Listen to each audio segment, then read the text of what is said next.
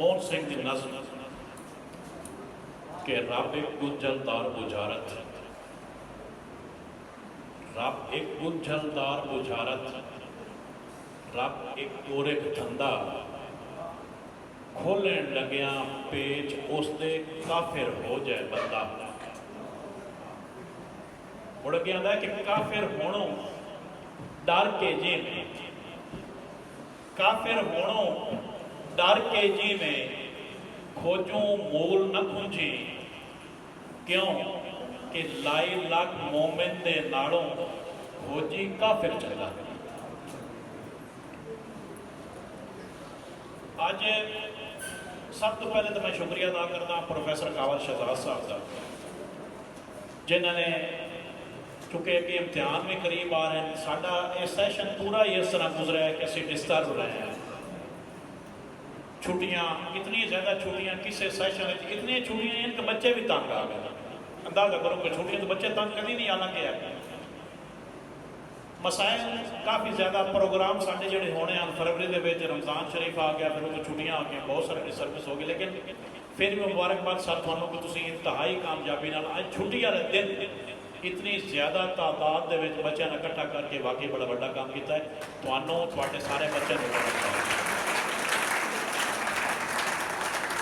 बेटा असी इस चीज़ के आदी होते हैं उस्ताद, साढ़े हथों चों निकल के कितने ही बच्चे FA करके गए, और असी इंशाअल्लाह ताला ये छुट्टियां तो बाद एक अच्छा कन्वोकेशन रख रहे हैं जिससे साढ़े 8 समैस्टर भी फ्री होकर जा रहे हैं। अल्लाह करे कि तुसी जो सानू दोबारा मिलो इंतहाई अच्छी पोजीशन दे विच एक अच्छे इंसान के रूप में मिलो। असी इस आदि इसमें दोने कि असी कितनी क्लास अपने हथी गुजारियां ने, और उस चीज़ सानू खुशी होती है कि अल्लाह ताला थोड़ा एक स्टेज एक मंजिल मुकम्मल कर ले, क्योंकि जिंदगी इस का ना है। अज जिथे 12वीं वाले बैठे कल इतने 11वीं वाले आना, इन्हों के निक्कियां बिरावां इन्हों वेलकम आप रहे होना, जिमें तुम अज आख रहे हो। एक चीज़ मैं जिक्र कर सा बाद रह ना जाए, थोनों पता ही है साढ़े को इंग्लिश उर्दू और पोलिटिकल साइंस 3 BA साढ़े को हो रहे हैं। जेड़ा बच्चा ये 3 करना चाहता है इन्होंने तिना चों वो जरूर साढ़े को वापस आ जाए।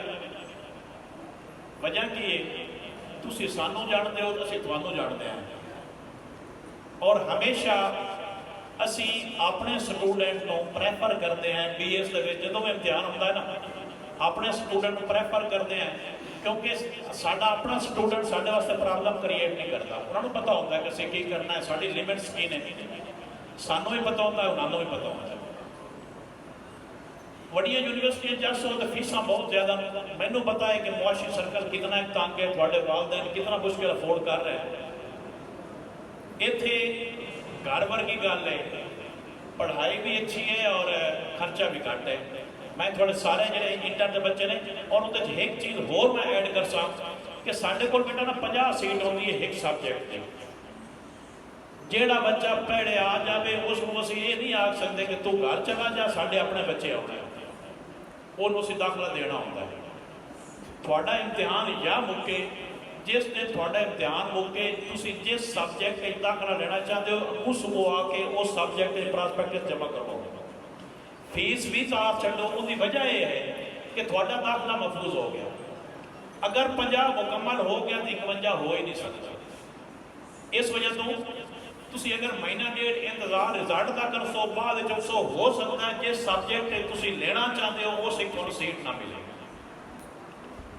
थानू दसना इस वजह तो फर्ज आ, क्योंकि फिर लोग आ जाते हैं किसी ने लेके नहीं जी वो बस गलती हो गई जी सानू दाखला दो। इस वजह तो अपना दाखला सिक्योर करो, ताकि अगर तुसीं इस कॉलेज पढ़ना चाहते हो तो तुसीं इस कॉलेज पढ़ सको।